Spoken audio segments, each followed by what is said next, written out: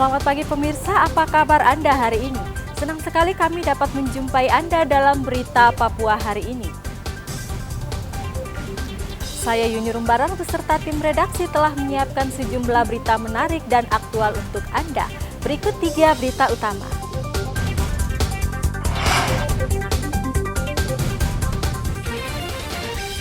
Jalan licin, sebuah truk tangki air di Merauke menabrak minibus. Sungai meluap karena hujan deras selama 1 malam, akibatkan jembatan yang menghubungkan 2 kabupaten rusak. 65.000 warga di Merauke belum membuat KTP baru.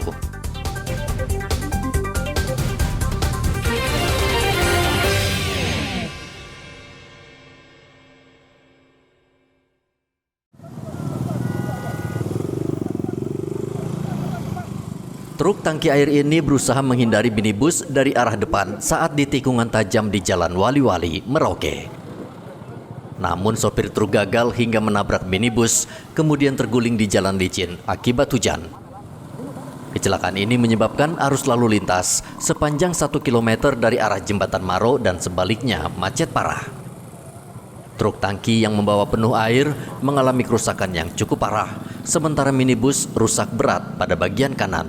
Mobil ini arahnya dari kota, sedangkan mobil tangki arah dari atas karena licin, sehingga menyebabkan dia buang setirnya agak sedikit ke sebelah kiri itu ya. Jadi oleng tadi? Ya oleng. Tapi memang deras tadi waktu tabrakan? Jelas, saya dari rumah kelihatan. Kencang ya? Kencang. Kalau posisi mobil tangki memang kencang. Kencang ya? Kencang. Kalau mobil, bahkan mobil kecil dia pelan. Sopir truk mengatakan kondisi jalan licin sehingga truk yang dikemudikan oleng saat menghindari minibus dari arah depan. Kecepatan 45. 45 ya? Kamu dari arah kota ya? Dari arah kota. Terus memang kaget tadi? Kaget ya? Saya usahakan mobil, memang posisi mobil sudah mau arah balik ke kota. Tapi saya harapkan mobil tidak kena mobil merah. Tahu ternyata kena. Kena ya? Iya.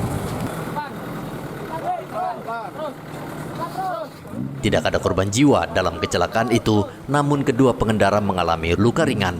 Petugas lalu mengevakuasi truk karena posisinya melintang di tengah jalan. Muhammad Ridwan melaporkan dari Merauke, Papua Selatan.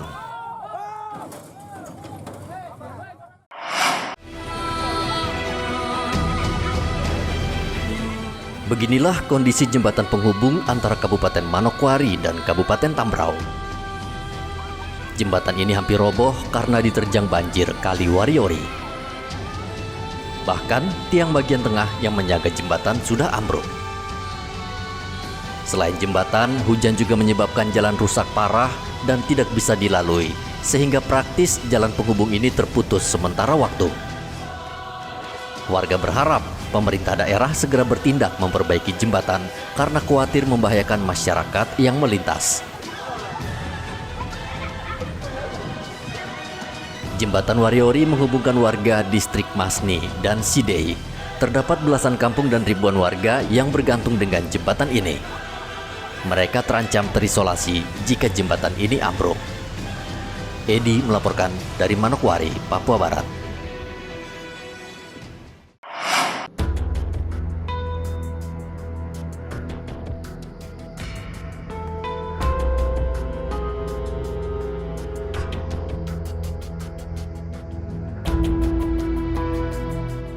Direktorat Reserse Narkoba Polda Papua Barat memusnahkan 24 bungkus ganja yang merupakan barang bukti hasil penangkapan seorang tersangka di Kota Sorong. Ganja yang dimusnahkan beratnya sekitar 920 gram dan disaksikan langsung oleh tersangka di Mapolda Papua Barat. Kabag Bin Ops Ditres Narkoba Polda Papua Barat AKBP Bidik Risaldi mengatakan pemusnahan barang bukti dilakukan setelah pelaku yang mengedarkannya ditetapkan sebagai tersangka.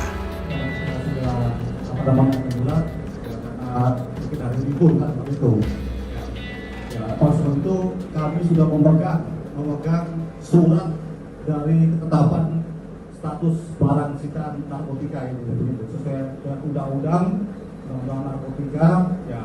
Narkotika jenis ganja yang itu di Sorong, nah, sudah dirilis. Ya, hari ini sudah dengan perintah undang-undang akan dimusnahkan. Ya, sesuai dengan yang rekan-rekan wartawan sudah jelas terpampang itu kita sudah sudah barang bukti dari 24 bungkus ya ukuran besar ya sebanyak 923,47 gram itu, dan barang itu disisihkan untuk pembuktian di pengadilan sebanyak 0,5 gram itu ya itu.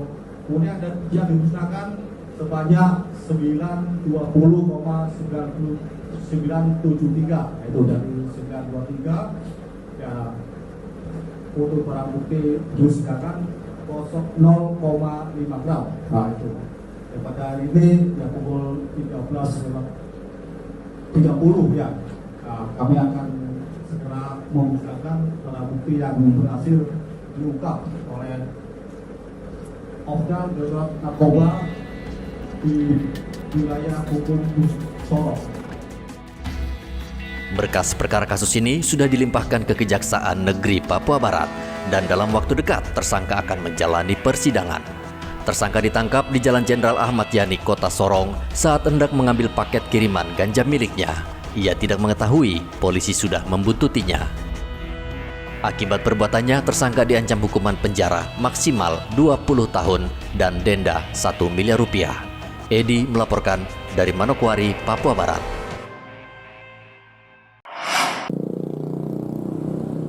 Proses nomenklatur dari pemerintah Provinsi Papua ke Provinsi baru, Papua Selatan masih berlanjut.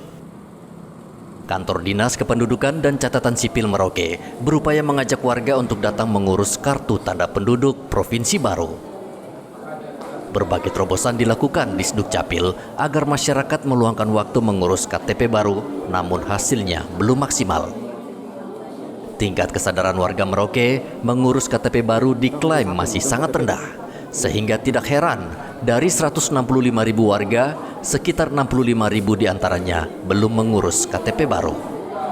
Masyarakat kita juga tingkat kesadaran untuk melapor itu sangat rendah, gitu. Sehingga macam kemarin caleg, ternyata masih ada banyak orang yang belum mengganti KTP-nya.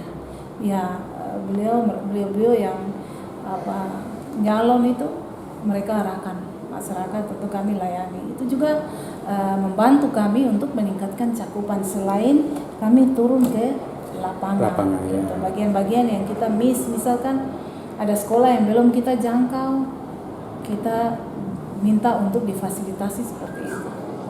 Agar proses pembuatan KTP baru berjalan cepat, Disdukcapil menggunakan sistem jemput bola dengan turun ke kampung-kampung dan distrik, sehingga proses nomenklatur berjalan cepat dan efektif.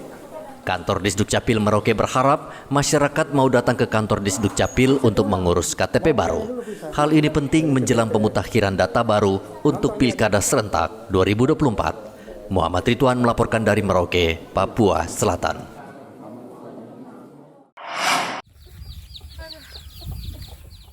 Warga Merauke akan menyambut perayaan Idul Adha yang jatuh pada tanggal 17 Juni 2024. Kendati masih beberapa minggu lagi, penjualan hewan kurban sudah mulai marak. Sapi terbesar di Merauke. Di pasar hewan Merauke, penjual sudah mulai menawarkan sapi dan kambing untuk kurban. Ada 2 ekor sapi yang bobotnya lebih dari 1 ton. Ansar Mulkin, pemilik kedua ekor sapi ini mengatakan ia akan menjual sapi jenis Brahman Cross seharga 65 juta rupiah untuk berat 1 ton. Sementara jenis limosin dipatok dengan harga 75 juta rupiah dengan berat 1,1 ton. Menurut Ansar, jenis sapi limosin dan Brahman jumlahnya sangat terbatas dan sulit dicari. Itu harganya berapa dijual itu? 60. 60 ya, 60 juta ya? Iya. Itu beratnya berapa? 1 ton lebih tuh? Kalau yang limosin kurang lebih 750 kilo. Kalau yang Brahman? Brahman Cross itu 1 ton. 1 ton itu dia yang itu harga berapa itu Brahman itu? Itu 75. Kalau yang limosin itu berapa tahun umurnya itu? Kurang lebih 4 tahun. 4 tahun ya. Ya. Kemudian kalau untuk yang Brahman itu? Itu sudah 7 tahun. 7 tahun ya. Ya. Ansar mengatakan sapi limosin ini merupakan kawin silang dengan bibit sapi lainnya dan pemeliharaannya butuh waktu selama 5 tahun baru bisa dijual. Sementara untuk sapi jenis Brahman Cross, pemeliharanya lebih lama lagi, yakni 7 tahun. Muhammad Ridwan melaporkan dari Merauke, Papua Selatan. Satu-satunya nabi dan rasul yang terakhir diutus. Pemerintah Provinsi Papua Selatan menggelar halal bihalal di lapangan Kapsul, Merauke. Kegiatan ini dihadiri ratusan umat Islam di Merauke. Kendati hujan deras sejak pagi, acara tetap berlangsung dan warga bertahan dalam kondisi basah kuyup. Gubernur Papua Selatan Apollo Savanpo meminta umat di Merauke terus menjaga kedamaian dan keamanan, apalagi menjelang pilkada serentak. Basah berarti ya. Nah, Ibu kok tetap nekat ya, Bu? Ya karena bawa payung. Oh, bawa payung. Terus Dari kenapa rumah kan sampai? sudah hujan. Hah, kenapa? Dari rumah kan sudah hujan, jadi bawa Sudah payung. hujan. Jadi biarpun hujan tetap ya. Ada silaturahmi masyarakat di Papua Selatan, sehingga temanya adalah silaturahmi membangun negeri, kebersamaan, satu hati, satu tujuan, keseimbangan ini perlu kita jaga di Papua Selatan. Karena DOB yang dideklar oleh pusat adalah DOB yang paling siap, maka kita tunjukkan bahwa kita siap membangun bagian dari negara. Halal bihalal merupakan tradisi yang berlangsung setiap tahun selepas perayaan Idul Fitri. Panitia acara berharap kegiatan ini mempererat persaudaraan antara warga, khususnya umat Islam, dengan pemerintah, serta TNI dan Polri. Muhammad Ridwan melaporkan dari Merauke, Papua Selatan.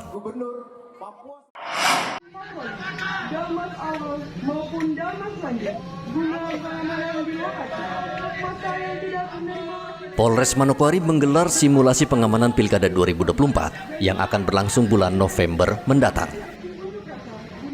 Polres Manokwari sudah mempersiapkan beberapa langkah strategi jika terjadi unjuk rasa atau kerusuhan.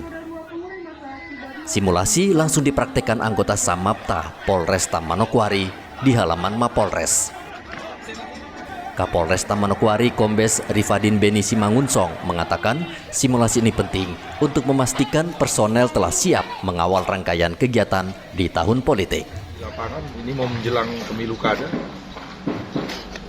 kami mengantisipasi nanti misalnya ada benturan-benturan sehingga kami selalu melakukan latihan-latihan di kantor.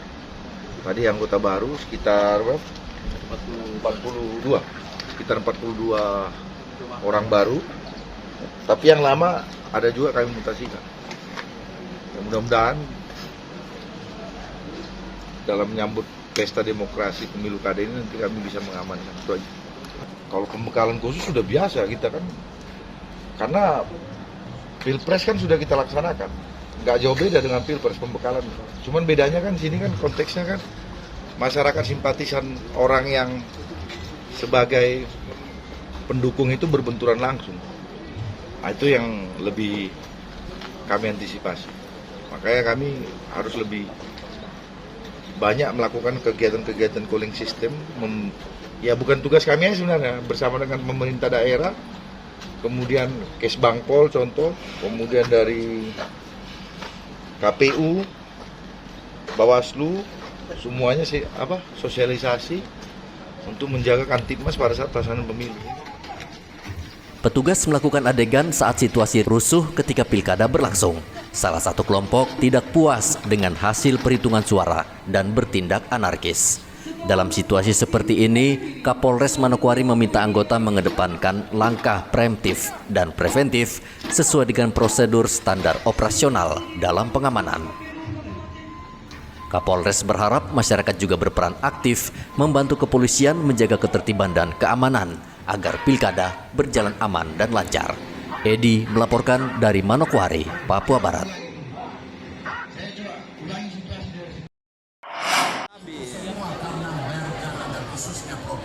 Festival Cendrawasih yang menggandeng 37 UMKM di Kota Jayapura resmi ditutup. Selama pelaksanaan Festival Cendrawasih, Bank Indonesia Perwakilan Papua mencatat perputaran uang mencapai 646 juta rupiah dengan total pengunjung mencapai 6.300 orang. Selain itu, capaian penggunaan transaksi KRIS sebanyak 3.200 transaksi.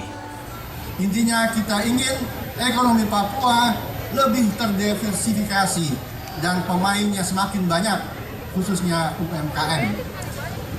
Seluruh rangkaian kegiatan telah terlaksana dengan baik, mulai dari penyelenggaraan business matching bersama 40 pelaku UMKM dan Industri Kreatif Syariah Indonesia atau IKRA unggulan Papua. Melalui berbagai inisiatif yang kita sama-sama usung di festival ini, kami mencatat jumlah pengunjung yang hadir dalam 3 hari ini sebanyak lebih dari 6.000 pengunjung atau 6.360 orang.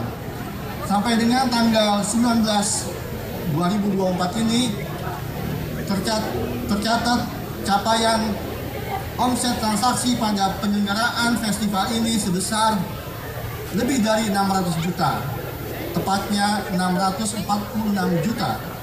Berdasarkan capaian ini, kami melihat kualitas dan performa UMKM unggulan di Papua siap untuk bersaing di kancah nasional maupun internasional. Pemerintah Provinsi Papua terus didorong agar melakukan kegiatan peningkatan ekonomi seperti Festival UMKM karena dinilai sangat membantu pelaku UMKM serta membantu peningkatan ekonomi di Papua. Hendra melaporkan dari Kota Jayapura, Papua.